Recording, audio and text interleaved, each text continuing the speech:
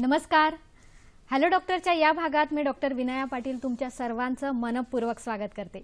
सह्याद्री वाहिनीच्या hello doctor या कार्यक्रमाचे विशेष म्हणजे या कार्यक्रमात आपणही सहभागी होऊ शकता, ते फक्त एक फोन कॉल करून. नवा गंध नवा आनंद निर्माण करीत प्रत्येक क्षण यावा, नव्या सुखांनी नव्या वैभवांनी आनंद शतगुणित व्हावा, असेच काहीसे वातावरण सगळीकडे आहे. प्रेक्षको, नववर्षाचे जल्लोषात स्वागत करण्यासाठी आपण सगळे सज्ज आहोत. खरं तर नवे वर्षच काय, अगदी प्रत्येक दिवस साजरा करण्याची परंपरा आपल्या संस्कृतीची आहे. त्यामुळेच आपण असं म्हणतो की प्रत्येक क्षण हा आनंददायी गेला पाहिजे.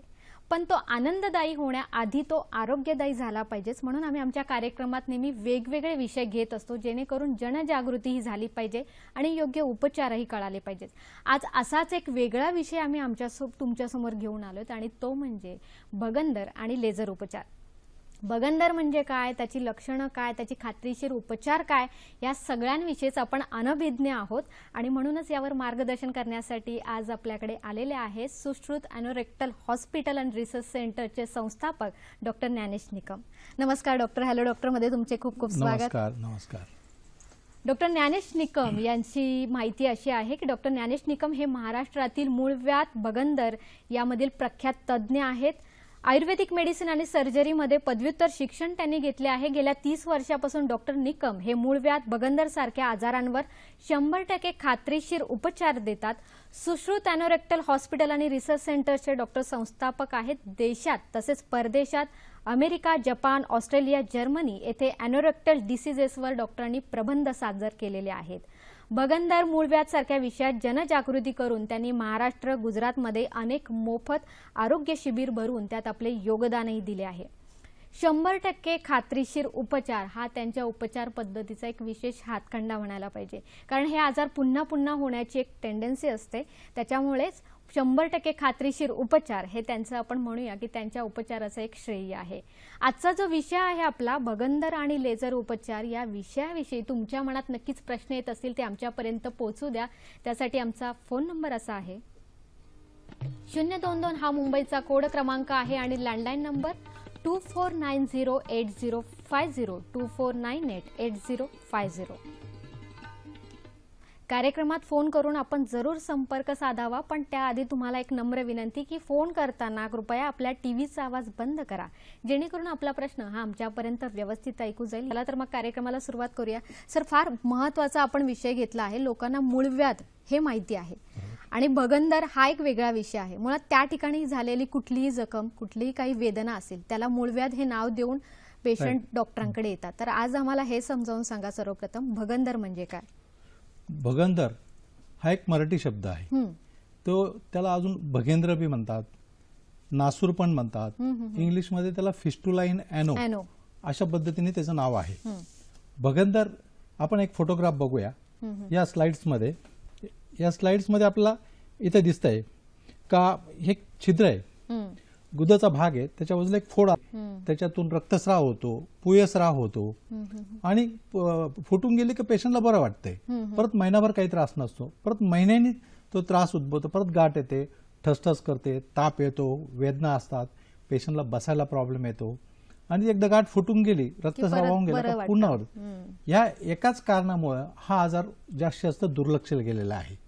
म्हणून लोकांचा उपचार करण्याचा जो काही आहे प्रकार, ते भगंदरमध्ये नेमकं काय होतंय की जे आपण मागे बघितलं, आपण एक दुसरी स्लाइड्स बघूया. ह्याच्यामध्ये ही स्लाइड्स बघा. या स्लाइड्स मध्ये बघा, हे गुदा भागाच्या बाजूला गाठ आहे, तिथून आपण औषध पुश करतो हायड्रोजन, आणि ते गुदाच्या भागाच्या आतल्या बाजूला आपल्याला दिसतंय आतमध्ये आलेलं व्हाईट कलरचं. याचा अर्थ तिथून तिथपर्यंत एक रोड तयार झालेला आहे. बाहेरच्या फोडापासून आतमध्ये रोड तयार झाला आहे. यालाच फिशुला ट्रॅक्ट किंवा भगंदर असं म्हणतात. आणि मुख्यतः असं आहे की ह्या आजारामध्ये जर आपण बघितलं तर हा आजार होण्याचे मुख्य जे कारण आहेत त्याच्यामध्ये काय काय असू शकतं. आपण जर बघितलं तर हा आजार का होतो, पहिली गोष्ट मुळात तो का होतो हे करणं खूप गरजेचं आहे. हे होण्याचं कारण असं आहे की मोस्ट ऑफ द लोक नॉनव्हेज खातात. नॉनव्हेज खाण्यामध्ये बऱ्याच वेळेस हाडाचा पार्ट खाल्ला जातो आणि तो पूर्ण पचत नाही. थोडा जरी हाडाचा तुकडा असेल तरी त्याला एका बाजूला शार्प एज असते, बरोबर. आणि तो जेव्हा मलाबरोबर बाहेर पडतो तेव्हा आतड्याच्या गुदा भागाच्या आतल्या बाजूला जखमा तयार करतो. तर त्या जखमाच्या ठिकाणी मल अटकून सेप्टिक होतं आणि मग भगंदर असा तयार होतो. भगंदर सर कसा तयार होतो हेही आम्हाला बघायचं. त्याची खास व्हिडिओ क्लिप जर तुम्ही काही आणली असेल तर खास आपल्या प्रेक्षकांना हे बघा, आपण बघूया. आपण याच्यात व्हिडिओ क्लिप बघूया एक. ओके, ही बघा, हा भाग आहे, हा आतड्याचा भाग आहे आपला, दिसतंय. हा मलाचा भाग आहे, मल बाहेर पडतो. मल बाहेर पडतो. ह्या ठिकाणी जर आपण दिसतो, इथे दिसेल बघा, वरून येणारं हार्ड स्टूल की इथं आतमध्ये कुठेतरी जखम तयार करते, आणि जखम तयार केल्यानंतर हा भाग असा गाठ येते. ही गाठ आली दिसते आपल्याला, ही गाठ आली, याच्यात पू झालेला असतो. आणि तो पू झाल्यानंतर ते फुटून जातो. तो पू दिसेल आपल्याला, फुटतोय पू. आणि हे फुटून गेल्यानंतर, पू पूर्ण होऊन गेल्यानंतर थोडाफार पू शिल्लक राहतो, आणि शिल्लक राहिल्यानंतर अशा प्रकारचा व्रण तयार करतो. याला आपण फिस्टुला असं म्हणतो, बरोबर. याला आपण फिस्टुला असं म्हणतोय याला. आणि असं व्रण 1, 2, 3 भरपूर प्रमाणात असे व्रण तयार होतात, म्हणून याला भगंदर असं म्हणतात. नक्कीच. पण डॉक्टर, हे होण्यामागची कारणं काय काय आहेत? म्हणजे आपण तुम्ही हाडांचं सांगितलंच होतं की नॉनव्हेज खाताना ते एक आहे, पण या व्यतिरिक्त अजून दुसरी कुठली कारणं आहेत ना? दुसरी कारणं याच्यात मध्ये भयंकर आहे, भरपूर आहेत.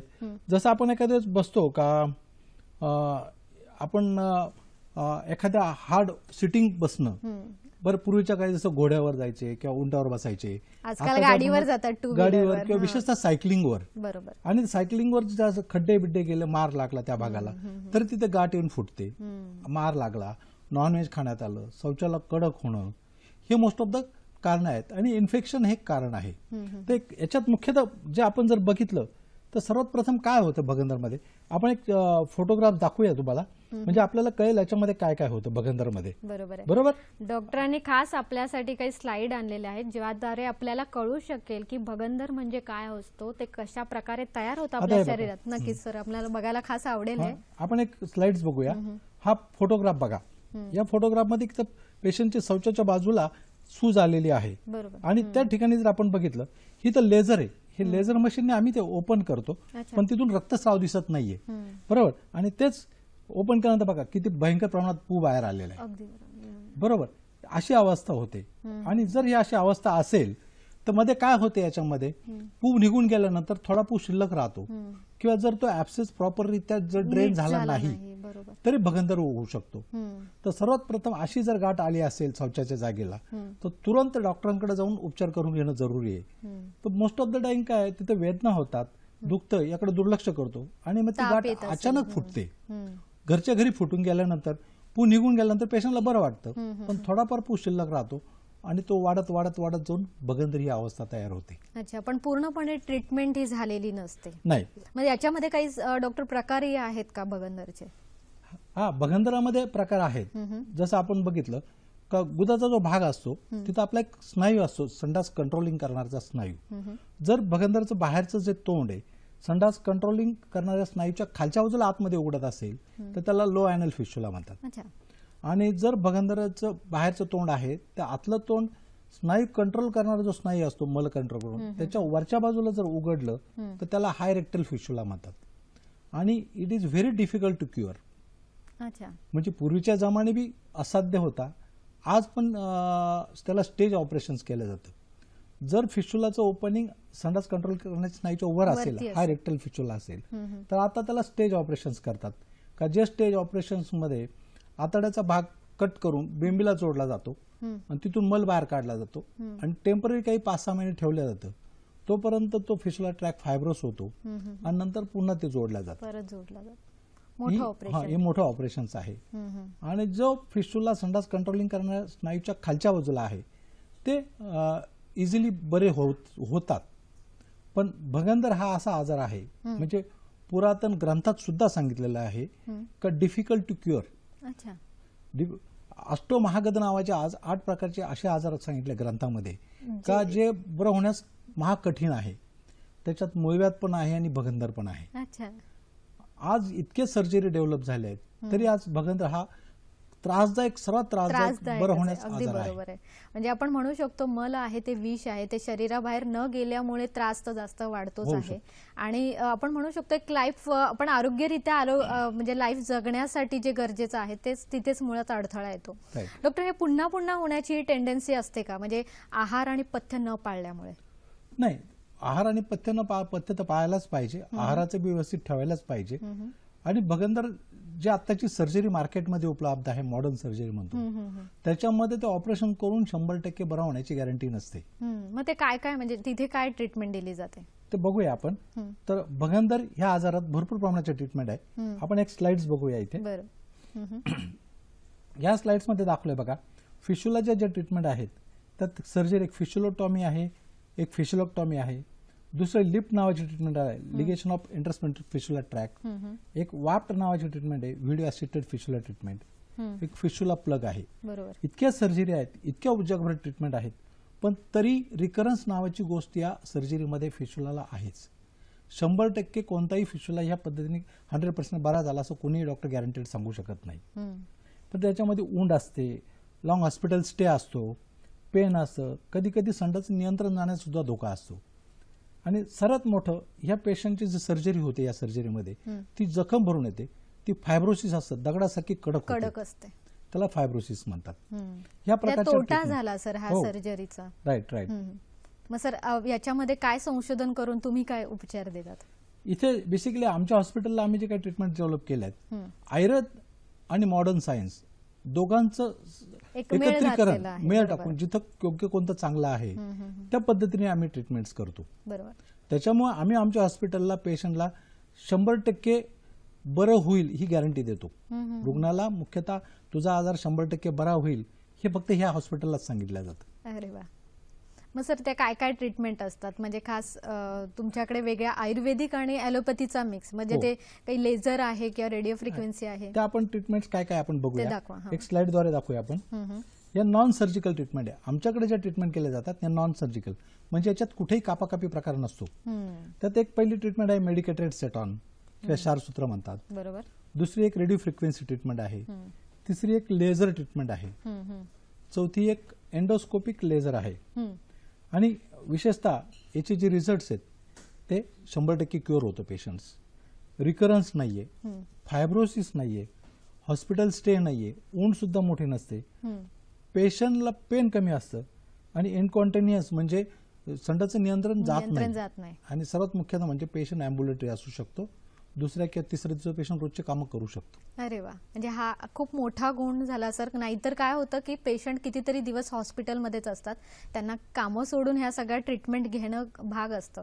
सर हे सगळे तुम्ही उपचार सांगितलेच आहेत, पण यासोबतच काही फायदे आपण दुसऱ्या आपण काही ट्रीटमेंट सांगू शकतात का, जसं लेझरचे खास तुम्ही आपण आज सांगणार आहोत?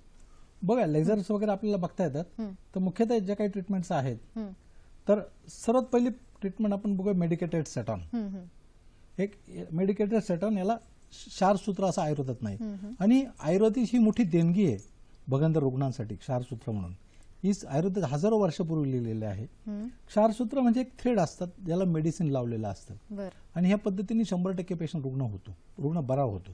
आणि हे फार पूर्वी आपल्या आयुर्वेदात तसं सांगितलेलं आहे. म्हणजे कुठेही कापाकापी न करता क्षारसूत्र पद्धतीने बरा होतो. पण या क्षारसूत्र पद्धतीत जर काय आपण बघितलं तर एकंदरीत काय केलं, जसं आपण एक पेशंटचा फोटोग्राफ बघूया. हा फोटोग्राफ पेशंटचा फोटोग्राफ आहे. याचे जे स्कार दिसत आहेत याची सर्जरी 2दा-3दा सर्जरी झालेली आहे, तरी त्याला एका ठिकाणी फिशुलाचं ओपनिंग तयार झालंय. ह्या शार्पसूत्र ट्रीटमेंटमध्ये कुठेही कापाकापी न करता फक्त त्या फिशुलाच्या ओपनिंग मधून थ्रेड पास केला जातो. बरोबर, थ्रेड पास करून तो बांधून ठेवला जातो आणि तो थ्रेड दर 8 दिवसाला बदलायला लागतो. अच्छा, शार्पसूत्र ट्रीटमेंट 100% चांगली आहे, पण त्यात थोडे ड्रॉबॅक्स पण आहे. ड्रॉबॅक याचा अर्थ का पेशंटला पेन जास्त असतात. शार्पसूत्र बदलल्यानंतर पेशंटला साधारण अर्धा-पाऊण तास पेन जास्त असतात. नक्कीच. आणि ती थ्रेडची पद्धत आहे 1 सेंटीमीटर पर वीक. म्हणजे भगंदराचा जो रस्ता आहे, रोड आहे, तो जितका सेंटीमीटर असेल तेवढे साधारण वीक्स पेशंटला बरं व्हायला लागतं. पण दुसरे फायदे पण आहे का पेशंट चालू फिरू शकतो, पेशंटला हॉस्पिटलची ऍडमिटची गरज नाहीये, रोजचे कामं करू शकतो आणि ड्रेसिंग बेसिंग प्रकार विशेष काही नसतो. नक्कीच. आपल्याला एक सर फोन आलेला आहे. अप्पाराव जाधव बोलतायत आपल्याशी औरंगाबाद इथून. नमस्कार. नमस्कार मॅडम, आमच्या आईचं वय 70 वर्षाचं आहे आणि त्यांना मुळव्याधचा त्रास आहे भगंदरचा आणि ते शुद्ध शाकाहारी आहे परत. बरं, ठीक आहे, चालेल. धन्यवाद अप्पारावजी, तुमचा प्रश्न आम्हाला कळालेला आहे, पण तुमच्या या प्रश्नाचं उत्तर आम्ही एका ब्रेक नंतर देणार आहोत. प्रेक्षक कुठेही जाऊ नका, कारण या ब्रेक नंतर आपण अजून बरीच उपचार पद्धती आणि विशेष आरोग्य सल्लाही बघणार आहोत. ब्रेक नंतर पुन्हा एकदा स्वागत. आजचा आपला कार्यक्रमाचा विषय आहे भगंदर आणि लेझर उपचार आणि आपल्याला मार्गदर्शन करतायत डॉक्टर ज्ञानेश निकम. ब्रेकला जाण्याआधी तुम्हाला खास सांगितलं होतं की विशेष माहिती अशी काय, नवीन वर्ष येते आणि संकल्प करण्यासाठी वही पेन सगळ्यांनीच काढलेले असतात. या संकल्पामध्ये अगदी व्यायामापासून खाण्यापिण्यापर्यंत सगळ्यांची यादी असते. पण आज महत्त्वाचा मुद्दा असा मी तुम्हाला सांगणार आहे की ब्रेकफास्ट म्हणजे नाश्ता आपल्यापैकी बरेच जण करतात, नाही करतात, ऑन द वे सुद्धा खातात, गेल्यावर खातात किंवा स्किपही करतात. त्याचे म्हणावे तसे प्रकार आहेत आणि म्हणावं तसं नाव देता येईल त्या नाश्त्याला. पण हा नाश्ता स्किप जर तुम्ही केला तर काय होऊ शकतं, तर शरीरात इन्सुलिन हे व्यवस्थित सिक्रीट होत नाही आणि ते इन्सुलिन काय करतं तर रक्तातील साखरेची जी पातळी असते ती नॉर्मल ठेवण्याला मदत करते. त्याच्यामुळे दररोज नाश्ता जर करत असाल तर तुम्हाला मधुमेहाचा त्रास हा कमी होऊ शकतो. डॉक्टर, आपल्याला ब्रेकला जाण्याआधी अप्पाराव यांचा फोन आला होता आणि त्यांचं म्हणणं होतं त्यांच्या आईचं वय 70 आहे, व्हेजिटेरियन आहेत आणि तरी त्यांना हा त्रास आहे. काय सांगाल? मुख्यतः हा प्रश्न चांगला आहे. त्याच्यामध्ये आई व्हेजिटेरियन आहे, पण मूळव्याध किंवा भगंदर हा आजार जो आहे हा आहार कोणताही बघून होत नाही. अच्छा, म्हणजे शाकाहारी आहे की मांसाहारी याचा त्याच्याशी संबंध येत नाही. तुम्ही जेवण कधी करतात आणि पाणी कधी पितात, जेव्हा भूक लागते त्यावेळेस अन्न पचनासाठी पोटात स्राव होत असतात, नेमकं त्यावेळेस तिथं अन्न पाहिजे असतं आणि ते जर अन्न नसेल तर ते जे अन्न आहे अनडायजेस्टेड प्रॉपर पचन न होता पुढे सरकलं जातं आणि मग त्याच्यापासून मल तो कठीण न होतो, गॅसेस होतात, मल चिकट होते, मग संडास साफ न होण्याची भावना होते. बरोबर, ही सारी साखळी तयार होते. बरोबर. याच्यामुळे जेव्हा भूक लागेल त्यावेळेस खा आणि जेव्हा ताण लागेल तेव्हा पाणी प्या, हे जर 2 पथ्य पाळले तर शक्यतो आजार होत नाही. हा सर, महिलांमध्ये खास आपल्याला दिसून येतं की प्रेग्नन्सी नंतर मूळव्याध वगैरे त्रास जास्त वाढलेला दिसतो, तर ते का म्हणून? महिलांमध्ये कसं असतं, जे मूल गर्भाशयात 8 महिने असतं बरोबर, त्या काळात त्या मुलाचं जे प्रेशर असतं ते जिथे रक्तवाहिन्या असतात, गुदभागाच्या ज्या रक्तवाहिन्या तिथेही असतात पडतो. बरोबर, तर त्याच्यावर प्रेशर येतं आणि गुदभागाला प्रॉपररित्या रक्तपुरवठा होऊ शकत नाही प्रेशरमुळे. त्यामुळे मला मार्गामध्ये प्रेग्नन्सी नंतर शेवटी गुदमार्गाच्या ठिकाणी कोरडेपणा येणे, बरोबर, तिथे जखमा होणे आणि त्याच्यामुळे पेन जास्त होणे हा प्रकार होतो. त्याला आपण प्रेग्नन्सी पाईल्स वगैरे असं म्हणू शकतो. बरोबर आहे. या एरियाचे आवाज म्हणजे आजार जे आहे ते को रिलेटेड सगळे आहे. डॉक्टर, तुम्ही खाण्याविषयी म्हणाला, त्यात शिळे अन्न आणि कडक अन्न खाणं याचाही काही समावेश होतो का? शिळे अन्न खाल्ल्याचा परिणाम होतो, कारण शिळं अन्न असतं ते बेचव तयार होतं आणि जेवढं प्रमाण शरीराला एनर्जी देऊ शकत नाही. आणि कडकचं विशेष काही नाही, कारण जेव्हा भूक लागते, सपाटून जर भूक लागली तुम्हाला तर 2 दिवसाची शिळी भाकर सुद्धा तुम्ही खाऊ शकता. नक्कीच, पण ती चावून खाल्ली पाहिजे. हो, विशेषतः चर्वण चांगलं व्हायला पाहिजे. बरोबर, त्याच्यामुळे डायजेशन त्याला मदत होते. नक्कीच. डॉक्टर, तुमच्या ज्या ट्रीटमेंट आहे त्याच्यामध्ये लेझर आणि रेडिओ फ्रिक्वेन्सी हे खूप फेमस आहेत. त्यात रेडिओ फ्रिक्वेन्सी विषयी मला जाणून घ्यायचंय, काय असतात ते? तर आपण एक स्लाइड्स बघूया. रेडिओ फ्रिक्वेन्सी म्हणजे काय? हे एक रेडिओ फ्रिक्वेन्सी नावाचं मशीन आहे, याला RF-250 म्हणतात. ह्या मशीनच्या साहाय्याने एक टिश्यू डॅमेज नावाचा प्रकार असतो. म्हणजे स्किन आहे, स्किनला तुम्ही जितकी इंजुरी कराल, जितकी इंजुरी होईल, की टिश्यू जितका डॅमेज होईल, त्याची रिॲक्शन म्हणून टिश्यू स्वेलिंग येतं आणि स्वेलिंग जितकं जास्त तेवढं वेदना जास्त, ही प्रक्रिया आहे. तर ही रेडिओ फ्रिक्वेन्सी नावाचं मशीन आहे का ज्या मशीनमध्ये तिथे काही आपण जर ओपन केलं, कट वगैरे समजा काही केलं, तर त्याच्यामध्ये टिश्यू डॅमेज मिनिमम होतं आणि तिथून ब्लिडिंग पण येत नाही, कटिंग पण होत नाही. कट होतं पण ब्लिडिंग पण येत नाही. आणि त्या टिश्यू डॅमेज मिनिमम असल्यामुळे पेशंटला वेदना कमी असतात. तर हा एक फिशुलाचा पेशंट बघूया. या फिशुलाचा हा फोटोग्राफ जो बघू आपण, हा रेडिओ फ्रिक्वेन्सी ट्रीटमेंटने केलेल्या पेशंटचा फोटोग्राफ आहे. गुदा भागाच्या वरच्या बाजूला गाठ दिसते, ते भगंदरचं ओपनिंग आहे. आणि तोच पेशंट आम्ही रेडिओ फ्रिक्वेन्सी ट्रीटमेंटने केल्यानंतर त्याची जखम पूर्ण भरलेली दिसते. बरोबर, पूर्ण जखम भरलेली असते. त्या रेडिओ फ्रिक्वेन्सी मशीन्स मध्ये काय होतं, आम्ही ते फिशुलाचा ट्रॅक्ट आहे तो पूर्णपणे जाळून टाकतो. बरोबर, तो पूर्ण जाळून टाकतो, पण त्याच्यातून एक थेंब रक्त पण येत नाही, स्टिचेस पण नसतात आणि पेशंटला त्याच्यामुळे पेन पण फॅक्टर कमी असतो. इन जनरली सर्जरी करताना आपण ब्लेड वापरलं जातं. ब्लेड वापरल्याने कट केल्यानंतर ब्लिडिंग होतं, मग स्वेलिंग येतं, मग वेदना जास्त राहतात, मग स्टिचेस असतात, सरेच. त्याचा पर्याय म्हणून हॉस्पिटलायझेशन जास्त दिवस असतं आणि पेशंट काम लवकर करू शकत नाही. 8 दिवस हॉस्पिटल, महिना 15 दिवस घरी. पण ह्या ट्रीटमेंटमध्ये पेशंट दुसऱ्या दिवसापासून काम करू शकतो. नक्कीच. सर, आपण या आजारांविषयी चर्चा करतो, पण इथे मला असं जाणून घ्यायचं आहे, स्त्रियांमध्ये किंवा पुरुषांमध्ये किंवा एक ठराविक वयानंतर हे आजार जास्त दिसतात, असं काही प्रमाण आहे का? एक तर तरुणपण आणि म्हातारपण ह्या आजारात दोन्ही स्टेजमध्ये हा आजार जास्त सापडतात. कारण ह्या आजार होण्याचं मुख्य कारण असं आहे की एक वेळेवर न जेवणं, वेळेवर पाणी न पिणं, शारीरिक व्यायाम नसणं आणि दुसरी गोष्ट स्निग्ध पदार्थाचा अभाव असणं. आपण जे करतो, इतका भात, इतकी भाजी, इतकी पोळी, हे एक प्रकारचं जास्त प्रमाणात अन्न खातो आपण. पण त्याच्यापेक्षा जर तुम्ही हाय क्वालिटी फूड खाल्लं कमी प्रमाणात, ते जर समजा तुम्ही सकाळी उठल्यानंतर एक पोळी घेतली, तिला वरून तूप लावलं, थोडी साखर खाल्लं, तर क्वांटिटी अन्नाची कमी होईल, पण त्याच्यापासून जे एनर्जी मिळतात ती जास्त प्रमाणात मिळतात. कारण तूप लावल्यानंतर ते डायजेशन व्हायला भरपूर वेग येतं. हाय कॅलरी डाएट आपण त्याला म्हणू शकतो.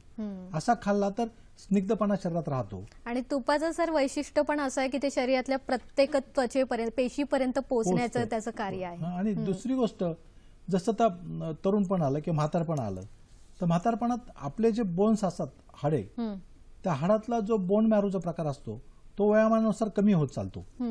कमी झालं तर ते बोन मॅरोचं जे मुख्यतः जे स्निग्धता राखणं शरीरातलं, ते प्रमाण कमी होतं. म्हणून म्हातारपणात शरीरात कोरडेपणा जास्त येतो. आणि जर आतड्यांमध्ये बी कोरडेपणा आला आणि जर मल कोरडा झाला तर मग इंजुरी होऊन हे आजार होण्याचं प्रमाण जास्त राहतं. म्हणजे हे एक लक्षण आहे की जर तुमचे शौच जर असेल कडक किंवा हार्ड होत असेल तर ते पुढे जाऊन हे आजार होऊ शकतात. निर्मितीला प्रोत्साहन आहे. नक्कीच. आपल्याला एक फोन आलेला आहे सर, फोन घेऊया. संजय राठोड बोलतायत आपल्याशी, जालना इथून. नमस्कार संजयजी. हॅलो, नमस्कार. हॅलो, संजय राठोड बोलतो, जालन्याहून. बोला. हॅलो. हा, बोला बोला, ऐकू येत आहे. संजय राठोड बोलतो, जालन्याहून. मुळ्यात आणि भगंदर झालेलं आहे आपल्याला. ते एकदा ऑपरेशन केलं तरी पण त्रास होतो जरा. हा हा, ठीक आहे, आपला प्रश्न समजला आहे. आपला प्रश्न समजला, आपण फोन ठेवला तरी चालेल. धन्यवाद. काय सांगा सर, पुन्हा पुन्हा होणं हा एक लोकांचा वेगळाच प्रश्न.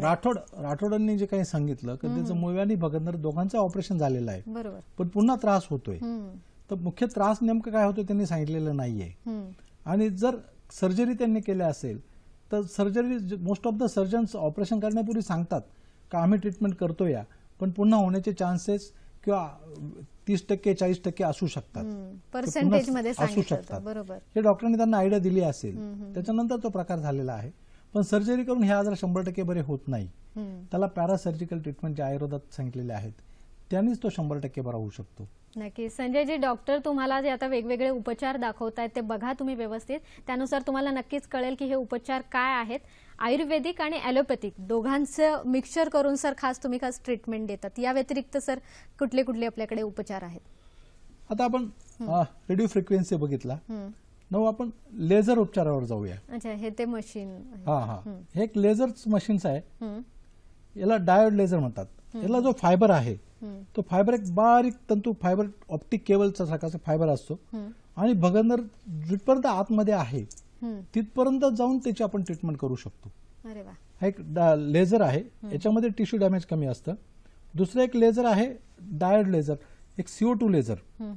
याच्यात CO2 किरणांच्या द्वारे तिथं जाण्याची क्रिया होते। डायोड लेझर आणि CO2 लेझर काय फरक सर याच्यामध्ये, म्हणजे आपण म्हणू शकतो? डायोड लेझरचा जो प्रकार आहे आपण आतमध्ये डीप जितकं डीप जाता येईल तितकं जाऊ शकतो अच्छा, आणि ह्या जे CO2 लेझर आहे याला सुपरफिशियली आपण काम करू शकतो।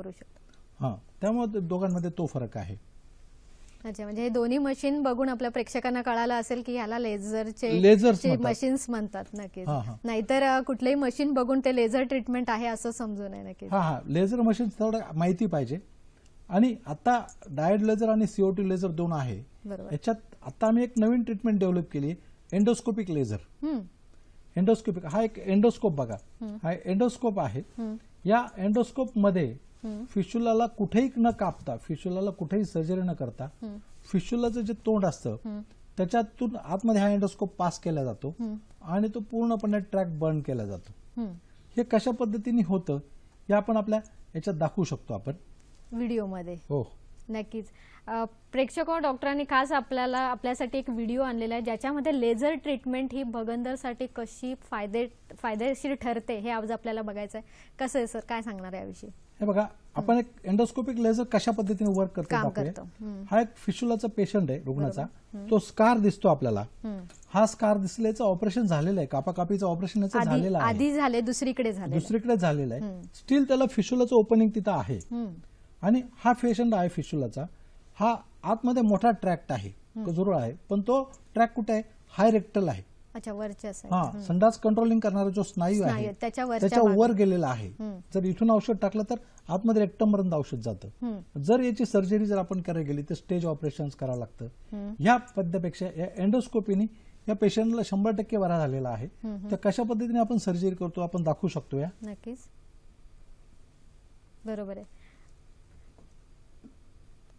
प्रेक्षको डॉक्टरांनी खास आपल्याला जी स्लाइड आणलेली आहे त्या स्लाइडद्वारे आपल्याला कळालं आहे भगंदर म्हणजे काय, मूळव्याध म्हणजे काय असतात, त्याचे ट्रॅक कसे तयार होतात, काय आपली चुकीची आहार पद्धती आहेत, पथ्य आपण पाळत नाही आणि त्याच्यामुळेच आपल्याला वेगवेगळ्या आजारांना सामोरं जावं लागतं। तसाच एक आजार म्हणजे भगंदर।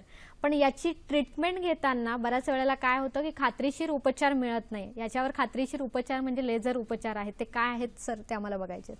आता हा आपण एक व्हिडिओ बघूया। हा जो पेशंटचा व्हिडिओ आहे याच्यामध्ये हा दिसतोय एंडोस्कोप टाकलेला आहे। एंडोस्कोप मधून आतमध्ये फिशुलाचा ट्रॅक्ट आहे, तो अशा पद्धतीने दिसतोय, बरोबर। याच्यामध्ये हे दिसतंय आणि मुख्यतः ह्या ट्रीटमेंटमध्ये एंडोस्कोप टाकल्यानंतर हे बघितलंय। आता आपण ड्युरिंग ट्रीटमेंट जी असते, मुख्य ट्रीटमेंट कशी होते बरोबर ते आपण बघूया। हा जो एंडोस्कोप टाकलाय, एंडोस्कोप मधून आतमध्ये आपण लेझर पास केलेला आहे। यात लेझर दाखवलं आपल्याला, हे दिसतंय, हे लेझरचं टोक दिसतंय। हो हो, हा ते लेझर बघा, ते जो फिशुलाचा ट्रॅक्ट आहे ते पूर्णपणे आपण याच्यामध्ये बर्न केलं जातं। फिशुला ट्रॅक्ट आहे बघा, पूर्ण जाळलं जातं, त्याच्यामध्ये पूर्ण जाळलं जातं। ओके, या पद्धतीने जाळल्यानंतर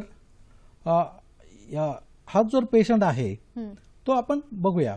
ही जी ट्रीटमेंट बघा, हा त्याचा फोटो घ्या, जाळलेला डाग दिसता ब्लॅकिश, बरोबर, हा पूर्ण फिशुलाचा ट्रॅक्ट आहे, याच्यामध्ये बर्न केला जातो। या पद्धतीने याची ट्रीटमेंट केली जाते। आणि मुख्यतः ही ट्रीटमेंट केल्यानंतर तो जो पेशंट आहे तो आपण पूर्णपणे कसा बरा झाला आपण बघूया। नक्कीच, म्हणजे सर याचे आपण म्हणू शकतो की पेशंटला त्रास कमी होतो, हॉस्पिटलमध्ये कमी वेळ थांबावं लागतं आणि शिवाय खात्रीशीर उपचार आहेत। जो फोटोग्राफ मी तुम्हाला अगोदर दाखवला होता ते याच पेशंटचे, हा तो हे बघा, हा दुसरा फोटोग्राफ आहे। तोच पेशंट पूर्णपणे बरा झाल्यानंतर असं प्लेन दिसतंय, जो आपण अगोदर चित्र पाहिलंय। आणि तो ह्या एंडोस्कोप ट्रीटमेंट क्युअर झालाय, कुठेही कापाकापी केलेली नाहीये आणि हा पेशंट 100% बरा झालेला आहे। हे आहे सर की कापाकापीचं जे म्हणतात ना, कारण ह्या भागात ना रक्ताचा सप्लाय ब्लड वेसल्सचा खूप जास्त असतो, त्याच्यामुळे कापाकापीचं जेव्हा ऑपरेशन होतं तेव्हा खूप रक्ताचा लॉस होतो, ब्लड लॉस होत असतो. नाही, कापाकापीचं ऑपरेशन मध्ये इतकं कापलं जातं का ते पेशंटला ड्रेसिंग करायला खूप त्रास होतो, डॉक्टरला बी ड्रेसिंग करायला त्रास होतो, रक्तस्राव असतो जास्त प्रमाणात, सूज असते, पेशंटचे हाल होतात. आणि भगंदर हा आजार असा आहे का कुणी कुणाला शाप देता नव्हतं की तुला भगंदर व्हावं. अरे बापरे, इतका कठीण परिस्थितीचा आजार आहे. हा, लक्षात आलं? नक्कीच. आणि पण आपल्याकडे आयुर्वेदामध्ये तेवढी ताकद आहे की ह्या आजाराला बरं करण्याची ताकद आहे, आणि ती ताकद काय आहे हेच आज आपण समजून घेतोय. प्रेक्षको, इथे वेळ झाली एका छोट्याशा विश्रांतीची. कुठेही जाऊ नका, कारण या विश्रांतीनंतर आपण बघणार आहोत डॉक्टरांचा पत्ता, फोन नंबर आणि वेबसाईट.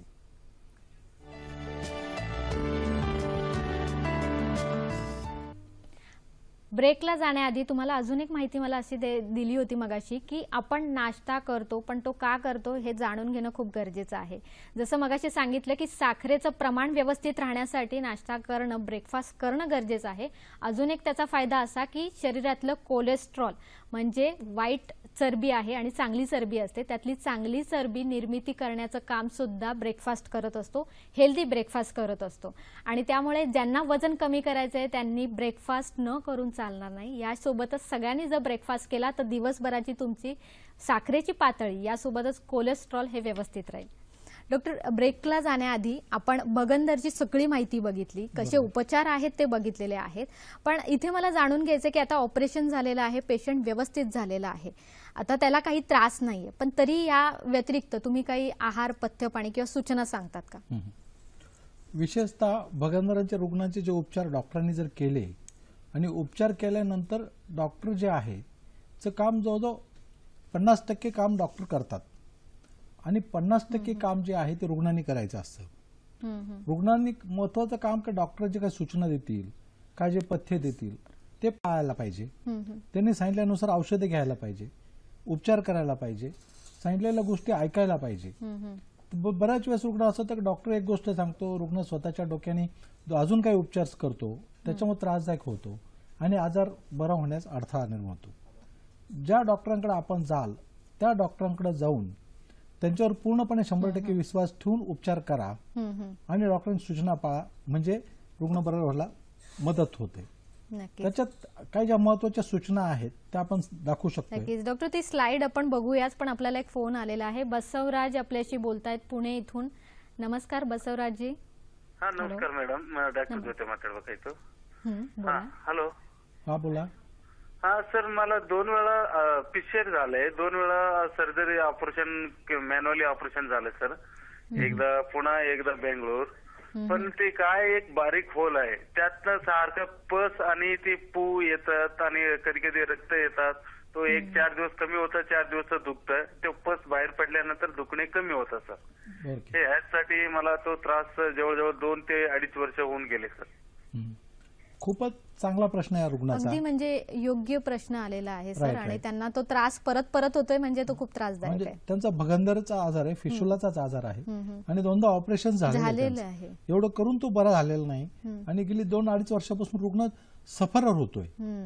बरोबर का? मोस्ट ऑफ द रुग्णांना प्रॉपर माहिती न मिळाल्याने होतं ना. आपल्या ह्या प्रोग्रामचा उद्देश तोच आहे, रुग्णाचं अज्ञान दूर करणं. अज्ञान खूप आहे या विषयासंबंधी. बरोबर. आणि आज काय झालेलं आहे, रुग्णाचं अज्ञान ते डॉक्टरांचं भांडवल झालेलं आहे. अगदी बरोबर. बरोबर, ते होऊ नये म्हणून आपण हा प्रोग्राम करतो. याचा फायदा लोकांना जास्तीत जास्त व्हावा आणि रुग्णांना जास्तीत जास्त माहिती मिळणं हे आपलं कर्तव्य आहे. काय सर त्यांना सांगा? त्यांना बसवराजना भगंदरचाच आजार आहे तर तुम्ही प्रॉपर डॉक्टरांना दाखवा किंवा आमच्या हॉस्पिटलला सुद्धा दाखवलं तरी चालेल. प्रॉपर निदान करा आणि तुमचा आजार 100% बरा होईल आम्ही खात्रीने सांगू शकतो. ही खात्री मिळणं खूप गरजेचं आहे. बसवरावजी, तुम्हाला ती खात्री देतायत डॉक्टर की तुम्ही त्यांच्याकडे जर आलात तर तुमचा आजार हा नक्कीच बरा होईल. सर, फार लांब लांब दूर दूर पर्यंत जाऊन लोक ट्रीटमेंटसाठी जातात आणि करतात, पण उपचार न मिळाल्यानंतर मानसिक त्रासाला सुद्धा सामोरे जावं लागतं, आर्थिक त्रास सुद्धा सर सहन करावा लागतो. नाही, एखादा म्हणजे एक जर भगंदरचा रुग्ण असेल तर तो रुग्ण आजारी आहेच, पण त्याच्यावर अख्खं घर सुद्धा आजारी असतं. बरोबर. घरातले सर्व नातेवाईक सुद्धा चिडचिड झालेले असतात चिडचिडेपणा येतो आणि पेशंट सुद्धा चिडचिडलेला असतो. कधी आजारातून मुक्ती मिळेल हे त्यांना असं त्यांच्यासाठी म्हणून आपण हा प्रोग्राम करतोय. नक्कीच त्याचं भविष्य नाही असं नाहीये, नाही, तर ती नाही. जनजागृती होऊन खात्रीशीर उपचार आहेत 100% त्याच्यावर. उपचार आहेत त्याला. नक्कीच तर आपण जे आता ऑपरेट केल्यानंतर ज्या महत्वाच्या सूचना असतात ते आपण दाखवूया. नक्कीच. एक सूचना असेल, पेशंटला ही स्लाइड्स बघूया आपण. वेदना असेल तर रुग्णाने टबमध्ये गरम पाणी घेऊन 15 ते 20 मिनिटं गरम पाण्यात बसायला पाहिजे. दुसरी गोष्ट, ऑपरेशन नंतर त्या ठिकाणी लंगोट बांधायला पाहिजे. काय होतं, भगंदरचं ऑपरेशन केल्यानंतर जे 2 बटक असतात ते बटक एकमेकाला चालताना घसतात आणि ती जखम जी असते ती दुसऱ्या बाजूला घसून सुद्धा तिथे आणखीन प्रॉब्लेम चिघळते ती. बरोबर. चिघळते आणि जखम भरायला अडचणी येतात. अशा वेळेस तिथे रुमालाची घडी ठेवून लंगोट बांधणं जरुरी आहे. त्याच्यामुळे एक बटक दुसऱ्या बाजूला घसणार नाही आणि रुग्ण बरा व्हायला मदत होते. तिसरी सूचना जी आहे ही महत्वाची सूचना आहेत. शौचाच्या वेळेस शक्यतो कमोडचा वापर करू नका आणि शक्यतो शौचाच्या वेळेस कुंथू नका. काय असतं, शौचाच्या कमोडला कमोडवर बसल्यामुळे माणसाला मल विसर्जनाचा वेग स्वतःहून क्रिएट करावा लागतो, कुंथावं लागतं, तेव्हा मल बाहेर येतो. बरोबर. ते जर इंडियन स्टाईलमध्ये बसलं तर आपल्या मांड्यांचा प्रेशर पोटावर येऊन इझिली संडास मोकळी होते. तर शक्यतो कमरचा वापर टाळा. असेल तर जास्त कुंथू नका. दुसरी गोष्ट, ती शौचाची जागा आहे तिथे जर जखमा असतात अशा वेळेस शक्यतो जेटचा वापर करू नका किंवा प्रेशरचा वापर करू नका मल धुण्यासाठी. शक्यतो भारतीय पद्धतीला शौचालयाचा करा, कारण हे जेट किंवा जे प्रेशर असतं त्याचं इतकं प्रेशर असतं की त्या जखमांना लागून जखमा चिघळतात आणि जखमा भरत नाही. अगदी बरोबर. आणि ही गोष्ट रुग्णाला सांगत नाही डॉक्टरांना. डॉक्टरांना असं वाटतं जखम का भरत नाहीये, अँटीबायोटिक देतं पण होत नाही, पण मुख्य कारण हे एक असू शकतं. छोट्या छोट्या गोष्टी आहेत पण त्यांची काळजी घेणं खूप गरजेचं आहे. हे एक दुसऱ्या गोष्ट आहे, ही एक स्लाइड्स आहे, आपण बघूया. रुग्णाने भरपूर फिरावं. ऑपरेट नंतर जितकं फिरेल तेवढं तिथं पस वगैरे काय असलं ड्रेन व्हायला मदत होते आणि रुग्ण बरा व्हायला मदत होतो. पुढची जी स्लाइड आहे ही, भगंदरच्या रुग्णांनी मोटरसायकल, स्कूटर, वाहनावर प्रवास करणे. रुग्ण बरं झाल्यानंतर 3 महिन्यात सुद्धा पर्यंत प्रवास करू नये. अच्छा. कोणत्याही प्रकारे त्या जखमेला आघात होईल अशा प्रकारच्या पथ्य पाळायला पाहिजे. दुसरी गोष्ट, ही एक स्लाइड आपण दाखवूया. जेवणात दूध तुपाचा वापर करायला पाहिजे. जितका दूध तुपाचा वापर कराल, जितकं स्निग्धपणा असेल तेवढं जखमा भरायला मदत होईल. आणि हा एक आहे, शक्यतो भगंदरच्या रुग्णांनी ऑपरेट केल्यानंतर ही एक स्लाइड महत्वाची आहे का, रुग्णांनी आजार बऱ्यानंतर शारीरिक संबंध किंवा व्यायाम करायचा नसतो. व्यायाम याचा अर्थ कोणताही व्यायाम करताना गुद जो भाग आहे, शौचाचा जो भाग आहे तो संकुचित होतो, नंतर ताकद लागल्या जाते. अगदी बरोबर. बरोबर. त्याच्यामुळे तिथं प्रेशर येतं. तेव्हा कोणताही अतिव्यायाम असा व्यायामाचा प्रकार करू नये चालण्याशिवाय. आणि सर्वात महत्वाची ही एक स्लाइड्स आहे.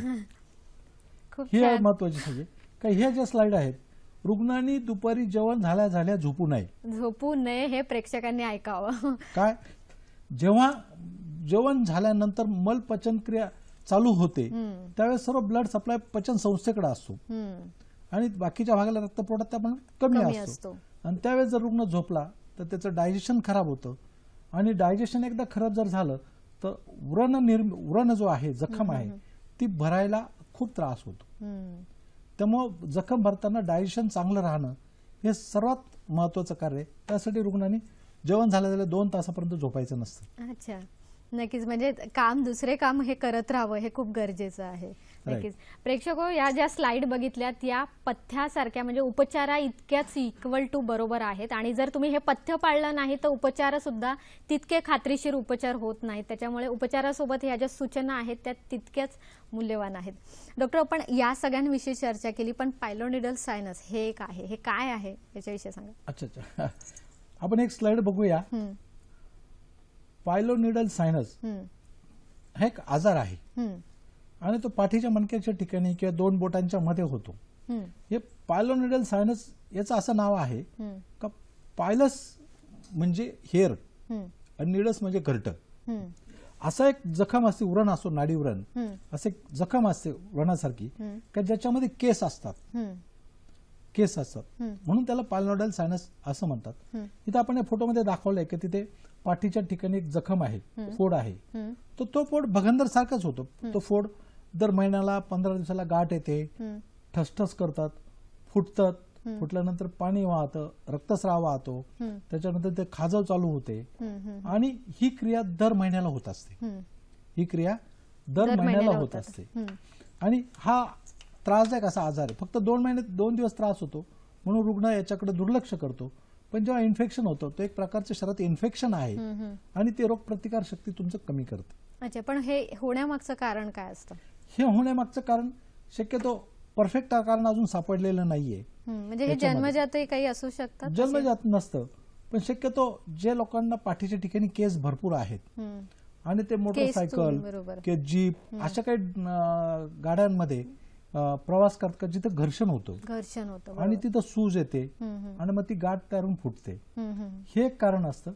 दुसरं कारण असं असू शकतं का ते तिथली स्थानिक अस्वच्छता, बरोबर, तिथे जे केस असतात स्थानिक अस्वच्छता असेल आणि केस एकमेकात घर्षण होऊन तिथे सूज येते आणि ठसठस करून वेदना होतात आणि फुटतं.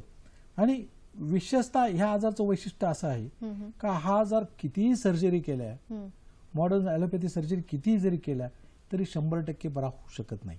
अच्छा, तर जे काही आपण याच्या पण उपचार पण बघूया पुढच्या ह्याच्यात. नक्कीच आपल्याला उपचार बघायचे आहेत प्रेक्षको, पण आता वेळ झाली का छोट्याशा विश्रांतीची कुठेही जाऊ नका, कारण या विश्रांतीनंतर आपण बघणार आहोत रविवारच्या आपला हॅलो डॉक्टरच्या कार्यक्रमाचा विषय.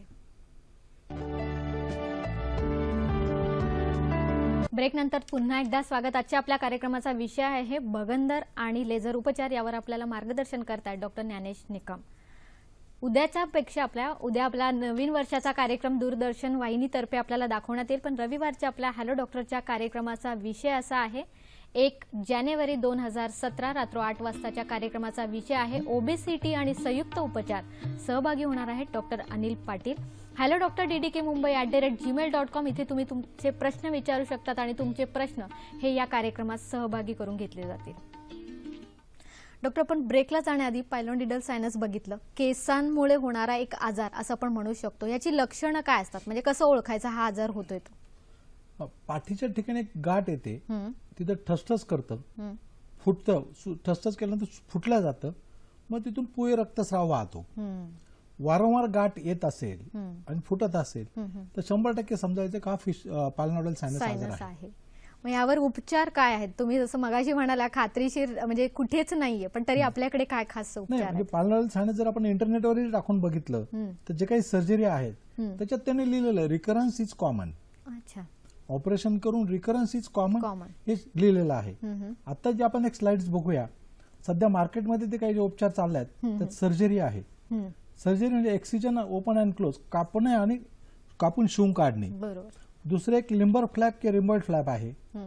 तिसरी एक उपचार जी प्लास्टिक किंवा बॅस्कॉम लेफ्ट क्लोजर पद्धती आहे. या अख्ख्या सर्जरीमध्ये रिझल्ट काय आहे? रिकरन्स इज कॉमन आहे. जखम मोठी आहे, पेन आहे, स्टिचेस आहे, लॉंग हॉस्पिटल स्टे आहे, जखम भरायला खूप टाइम करतोय आणि जखम जी भरते ती फायब्रोसिसने होती, कडक कडक बनते. म्हणजे इतके सर्जरी उपलब्ध मार्केटला असूनही कोणतीही प्रोसिजर तुम्हाला 100% बरं होण्याची गॅरंटी देऊ शकत नाही. बरोबर. पण तीच गॅरंटी आमच्या हॉस्पिटलने आम्ही देऊ शकतो, कारण आयुर्वेद आणि ॲलोपॅथी दोन्ही सायन्स एकत्रीकरण करून आमच्याकडे ट्रीटमेंट केल्या जातात. बरोबर आहे. आणि सर जे उत्तम ते आपण सध्या म्हणजे पेशंटच्या उपचारासाठी, आरोग्यासाठी त्या सगळ्यांचा समावेश करणं खूप गरजेचं आहे आणि मॉडर्न टेक्नॉलॉजीमध्ये ते सहज शक्य झालेलं आहे. आता हे बघा, एक लिंबर फ्लॅग म्हणून एक स्लाइड बघूया आपण. या पायलोडिडल सायनस बघा, इतकं प्रमाणे कट केलं जातं. हे दुसऱ्या क्लिनिकमध्ये असे ऑपरेशन होतात. हो, सर्जरीची होते. ओके, ह्या पद्धतीने एवढं करून बी 100% रुग्ण बरा होत नाही. तर आपण जे काही आपल्याकडे ट्रीटमेंट्स केल्या आहेत ते ह्या ट्रीटमेंट मेडिकेटेड सटॉन म्हणून ट्रीटमेंट आहे, रेडिओ फ्रिक्वेन्सी आहे, लेझर आहे. याच्यात रिझल्ट काय? 100% क्युअर आहे, रिकरन्स नाहीये, हॉस्पिटल स्टे नाही आणि मोठी ऊंड पण नाहीये, पेन पण नसतं आणि पेशंट अँब्युलेटरी असतो आणि ऊंड जी भरते ते फायब्रोसिस नाही, कडक नाही, सॉफ्ट ऊंड असते. अच्छा, तर ह्या विशिष्ट म्हणजे 100% क्युअर. आम्ही पेशंटला 99% क्युअर नाही सांगतो, आम्ही 100%. अरे वा, तो 1% सुद्धा आपण म्हणजे शंकेला जागा देत नाही. ही जी कॉन्फिडन्स आहे 100% ही आतापर्यंतच्या अनुभवाने आणि संशोधनाने तयार झाले, म्हणून आम्ही 100% सांगतो. आता आपण बघितलंय एक पेशंटचा फोटोग्राफ बघूया. या फोटोग्राफ हा पेशंटची सर्जरी झालेली आहे, इथे बारीक छिद्र झालंय. आणि ही जी जखम दिसते ही कडक दगडासारखी झालेली आहे, ज्याला फायब्रोसिस म्हणतात. बरोबर. हेच त्या क्षारसूत्र पद्धतीने केलंय. एक क्षारसूत्र टाकलेलं आहे हाच रुग्ण, आणि तोच रुग्ण ट्रीटमेंट केल्यानंतर बघा असा बरा झालेला आहे. सिंपल प्रोसिजर आहे, पण 100% रुग्ण बरा होतो ही आमची गॅरंटी गॅरंटी आहे. नक्कीच. आणि गेल्या सर 30 वर्षापासूनचं तुमचं संशोधन आहे, तुम्ही प्रबंधही सादर केलेले आहेत. त्याच्या मागचं जे आपल्याला म्हणून उपचाराचं श्रेय आहे ते आपल्या रुग्णांपर्यंत पोहोचतंय. अजून काय सर आहे तो उपचार? आता ही एक अजून एक स्लाइड्स आपण दाखवूया रुग्णाला. हा एक रुग्ण आहे, दिसतात 2 ठिकाणी छिद्र दिसत आहेत, ते स्कार दिसतात सर्जरीची. याची 2 टाइम्स मॉडर्न सर्जरी झालेली आहे, जी प्लास्टिक झालेली आहे, ओपन सर्जरी आली, तरी हा रुग्ण बरा झालेला नाहीये. हा रुग्ण आपल्याकडे आल्यानंतर आपण त्याची हे डायोड लेझर आहे, ते डायोड लेझर दिसतं तिथे आपण ओपन करतोय, पण त्या लेझर ओपन केल्यामध्ये कुठेही तुम्हाला रक्ताचा एक थेंब दिसत नाहीये, धूर दिसत नाहीये. हा डायोड लेझर ट्रीटमेंट केल्या जाते. त्याच पद्धतीने एक CO2 लेझर आहे, हे लाल रंगाचं बीम दिसतोय, हे CO2 मशीन आहे, तो लाल रंगाचं किरण आहे, ते किरणाने पूर्णपणे ते जाळलं जातं, आणि हाच पेशंट जेव्हा बरा होतो तेव्हा अशा रीतीने याचा फोटोग्राफ दिसतोय. अरे वा. म्हणजे 2दा ऑपरेट करून सुद्धा बरा झालेला रुग्ण या पद्धतीने 100% रुग्ण झालेला बरा झालाय, याचं हे मुख्य यश आहे. नक्कीच. आणि सर अशा पेशंटचे नंतर अनुभव काय असतील? कारण 2-3दा ऑपरेशन होतात, बऱ्याच ठिकाणी जाऊन ऑपरेशन केले जातात, पैसा खर्च होतो, आणि त्यानंतर जेव्हा त्यांना उपचार योग्य मिळतात, काय म्हणणं असतं त्यांचं? मुख्य म्हणजे आम्हाला असे रुग्ण भेटतात, आणि जेव्हा ट्रीटमेंट करून 100% बरा होतो त्या रुग्णाचा आनंद पाहण्यासारखा असतो. बरोबर. का त्याला जो आनंद मिळतो तो 10 वेळेस डॉक्टरांच्या पाया पडतो का आम्हाला तुम्ही ह्या रुग्ण आजारातून सोडवलं. बरोबर. का आणि रुग्ण एकदम खुश असतात, आणि त्या पद्धतीने कारण ही जी आम्ही काही दाखवतो ही सर्व आयुर्वेदाची कमाल आहे. बरोबर. या आयुर्वेदाची देणगी आहे का जे सुश्रुत आणि जे शल्य सर्जरीचे सायन्स डेव्हलप केलेलं आहे त्याची ही कमाल आहे. त्याच्यामुळे आम्ही अशा रुग्णांना 100% गुण देऊ शकतो.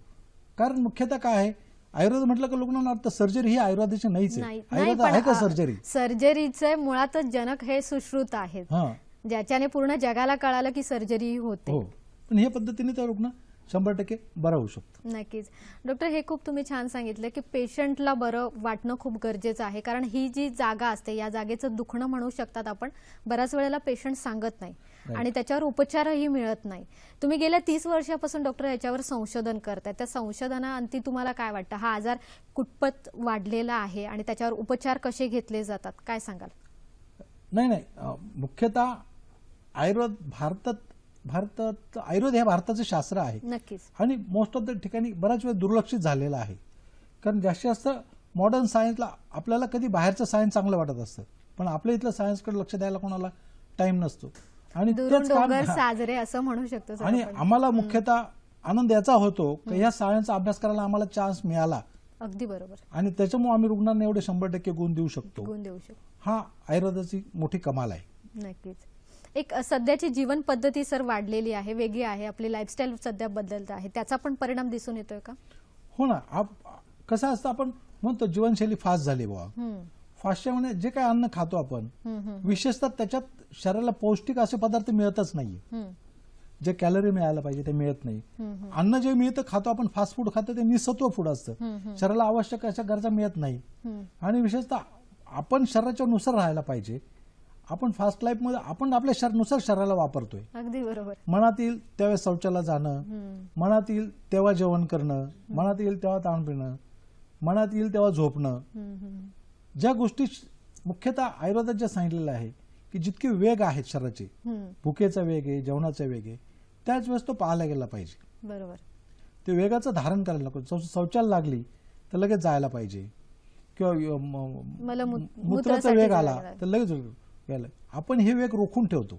अगदी त्या सर शिंकेचे आणि खोकल्याचे 13 वेग दिलेले आहेत, सर्व आपण रोखून ठेवतो, आणि त्याचा परिणाम म्हणून हे आजार होत आहेत. नक्कीच. आणि पुन्हा एकदा आपल्याला आयुर्वेदाकडे, आपल्या परंपरेकडे वळण्याची गरज आहे, ज्याच्यामध्ये आपल्या सर आपल्याला पथ्य पाणी खूप सांगितलं जातं, आणि इथे वयानुसार न म्हणता आपल्याला आपण म्हणू शकतो की आपल्या जी जीवनशैली आहे त्यामुळे येणारे हे आजार आहे. खात्रीशीर उपचार तुमच्याकडे मिळतात. मला पुन्हा एकदा आपलं मार्गदर्शन हवंय की लेझर उपचार हे किती खात्रीशीर ठरतात, आम्हाला परत एकदा ऐकायचं सर. लेझर उपचार हे 100% खात्रीशीर आहे. फक्त असं आहे का लेझर ही मशीन चांगलं आहे, चालवणारा ड्रायव्हर कसा आहे याच्यावर सतत त्या ट्रीटमेंटचं यश आहे. मुख्यतः चालवणारा डॉक्टरच कसा आहे किंवा ड्रायव्हर कसा आहे त्यानुसार गाडी कशी आहे हे सांगू शकतो. तेव्हाच ती गाडी चांगली राहील. ड्रायव्हर नवखा असेल तर ऍक्सिडेंट तर होणारच. नक्कीच. त्यासाठी अनुभव हा महत्वाचा आहे आणि ड्रायव्हर चांगला तर मग उपचार एकदम 100% यशस्वी आहेत. खूप छान. प्रेक्षको, आपल्याला कळालंच असेल की लेझर उपचार याला घाबरण्यासारखी काहीच गरज नाही. अगदी खूप चांगले आणि खात्रीशीर उपचार आहे. फक्त योग्य डॉक्टरांकडे जाऊन जर तुम्ही उपचार घेतले तरच तुमचे या आजारांवर जो आहे तो आपल्याला उपचार आणि उपाय लवकरात लवकर करता येईल. अशीच माहिती आपण आरोग्य सल्ल्यामध्येही घेणार आहोत. बघूया आजचा आरोग्य सल्ला काय आहे तो. भूक लागल्यावरच जेवणे आणि तहान लागल्यावरच पाणी प्यावे. शौचाच्या जागी मार लागू नये याची काळजी घ्यावी. मांसाहार करणाऱ्यांनी जेवण व्यवस्थित चावून जेवावे. जेवणामध्ये दूध, तूप, ताक यांचा वापर करावा. आजचा कार्यक्रम नक्कीच तुम्हाला आवडला असेल. त्यातला कुठला भाग जर बघायचा राहिला असेल तर तुम्ही तो पुन्हा बघू शकतात. गुरुवार दिनांक 12 जानेवारीला सकाळी 9 वाजता. आमचा कार्यक्रम कसा वाटला हेही आम्हाला जाणून घ्यायचंय. याशिवाय या कार्यक्रमात ज्या कोणी डॉक्टरांना सहभागी व्हायचं असेल त्यांच्यासाठी हा खास पत्ता. निर्माती हॅलो डॉक्टर, दूरदर्शन केंद्र, Worli, Mumbai 400030. Hello doctor DDK Mumbai @gmail.com इथे तुम्ही आम्हाला मेल करू शकतात. याशिवाय facebook.com/ddsahyadri.in इथे फॉलो करू शकतात. youtube.com/user/ddsahyadri इथे तुम्ही आमचे सर्व कार्यक्रम बघू शकतात. डॉक्टरांनी खूप छान माहिती दिली आहे. भगंदराविषयीचं आपलं अज्ञान दूर झालेलं आहे आणि खात्रीशीर उपचारही मिळतात हे सुद्धा सर आम्हाला कळालेलं आहे. पुन्हा सर मला असं जाणून घ्यायचं आहे आपल्याकडून की तुम्ही लोकांना काय संदेश देऊ इच्छितात. लोकांना संदेश हा आहे की जर तुम्हाला भगंदर किंवा पालनाला झाल्याचा आजार असेल तर तुम्ही एक ऐवजी 2-3 डॉक्टरांना दाखवा, प्रॉपर निदान करा आणि मग त्याचा उपचार करा. आणि जो कोण डॉक्टर तुम्हाला 100% गॅरंटी देत असेल आजार बरा होण्याची त्याच्याकडे निश्चितच करा निश्चित उपचार करा. नक्कीच सर, खूप आपण चर्चा केली आणि तरी काही प्रश्न माझ्या मनात असे आहेत जे प्रश्न आपल्याला घेणं खूप गरजेचं आहे, जे माझ्या मनात येत आहेत. आणि रॅपिड फायर मध्ये सर मी असं घेते की सकाळी उठून भरपूर पाणी पिवा. पाणी पिण्यामुळे शौच साफ होतो का? नाही, ते चुकीचं आहे. जास्त फायबरयुक्त अन्न खाल्ल्यामुळे शौच साफ होतो का? ते पण चुकीचं आहे. चहा, पाणी किंवा कॉफी घेतल्यानंतर शौचास जाणे योग्य की अयोग्य? अयोग्य आहे ते. मग सर या सगळ्यांवर पोट साफ होण्यासाठीचा तुम्ही उपाय काय सांगाल? यासाठी सोपा आहे, सकाळी उठून 1-2 किलोमीटर वॉक करायला पाहिजे. जेवणात दूध तुपाचा वापर पाहिजे आणि सर्वात महत्वाचं ज्यावेळेस भूक लागेल त्यावेळेस खा, ज्यावेळेस तहान लागेल त्यावेळेस पाणी प्या आणि जेवताना व्यवस्थित चावून खा. नक्कीच, खूप छान. सर या नवीन वर्ष येते त्यानिमित्ताने आपण लोकांना काय सांगणार आहात? एक संदेश का? सुखी राहा, आरोग्यदायी राहा. आरोग्यदायी या सुखी राहा आणि डॉक्टरांकडे जाण्याचा शक्यतो टाळा. जर चांगलं राहिलं तर डॉक्टरांकडे जायची गरज नाहीये. नक्कीच. आहार, विहार आणि विचार याच्यावर आपलं आरोग्य असतंच. पण यासोबतच मला तुम्हाला असं सांगायचं आहे, बी आणि डी याच्यामध्ये सी येतो असं तुम्ही म्हणाल. यात नवीन काय आहे? बी आणि डी च्या मध्ये सीच येतो, पण याचा अर्थ असा आहे बर्थ आणि डेथ याच्यामध्ये सी म्हणजे चॉईस येतो. हा चॉईस आपल्या विचारांचा असतो, आपल्या खाण्याचा असतो, आपल्या बघण्याचा सुद्धा असतो आणि याच विचारांनी आपलं आयुष्य चांगलं बनतं. थोडक्यात तुम्ही जर चांगलं अन्न खाल्लं तर हे सगळे विचारही चांगले येतील. तुमचं आयुष्य आनंददायी, प्रत्येक नवीन वर्ष नाही तर प्रत्येक नवीन क्षण हा आनंददायी होईल. यासोबतच तो आरोग्यदायी होईल हे मात्र नक्की. तुम्हा सर्वांना नवीन वर्षाच्या आमच्या हॅलो डॉक्टर तर्फे शुभेच्छा. आणि ज्या प्रेक्षकांनी आम्हाला कॉन्टॅक्ट करून फोन केलेला आहे तुमचेही आभार. डॉक्टर, तुम्हीही इथे आलात आणि आम्हाला खूप महत्त्वपूर्ण अशी माहिती दिली त्याबद्दल दूरदर्शन सह्याद्री वाहिनीतर्फे आणि हॅलो डॉक्टर तर्फे मी आपले आभार मानते. धन्यवाद. धन्यवाद.